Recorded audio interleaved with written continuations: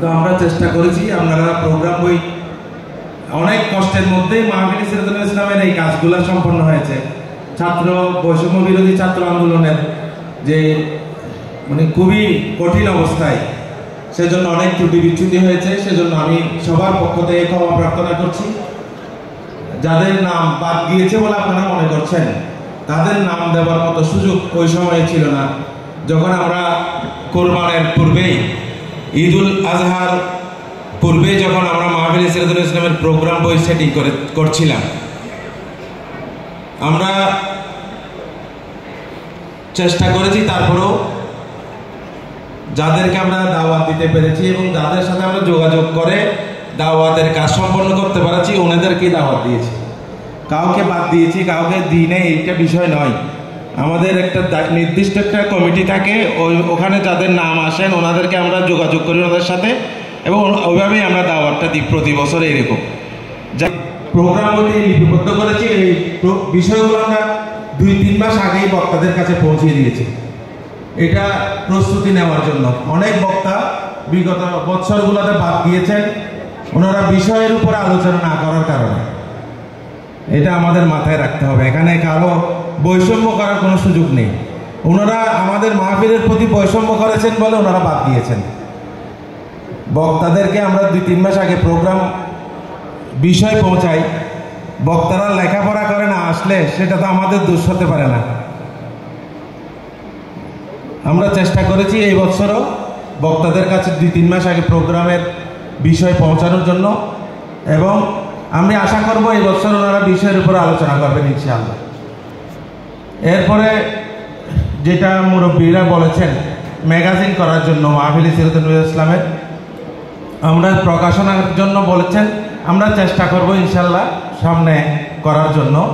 বিগত সময়ে আমরা চেষ্টা করেছি, আমরা ফলপ্রসূ হইনি, এবং এই বছর আমরা গত বছরের খরচ এবং বর্তমান সময়ের মূল্য ঊর্ধ্বগতি হিসাব করে আমরা 5,26,10,000 টাকার মতো খরচ হতে পারে, আমরা একটা চিন্তা ভাবনা করে এটা দিয়েছি।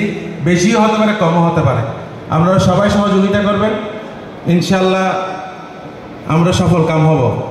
সবাই একনিষ্ঠ সহকারে আমরা যদি সবাই সম্মিলিতভাবে প্রচেষ্টা করি, অবশ্যই আমরা সফল কাম হব ইনশাআল্লাহ।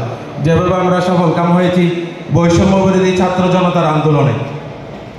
এবং আমি শ্রদ্ধা বলে স্মরণ করছি সেই মহান শহীদদের, যাদের রক্তের কারণে, যাদের শাহাদাতের কারণে আজকের আমরা এই পরিস্থিতি পেয়েছি, এবং বিশেষ করে যাদেরকে অন্যায়ভাবে ফাঁসি দেওয়া হয়েছে এবং যাদেরকে অন্যায়ভাবে গুলি করে বিভিন্নভাবে হত্যা করা হয়েছে, তাদের জন্য আমরা শাহাদাতের মর্যাদা আল্লাহ রাব্বুল আলামিনের দরবারে কামনা করছি।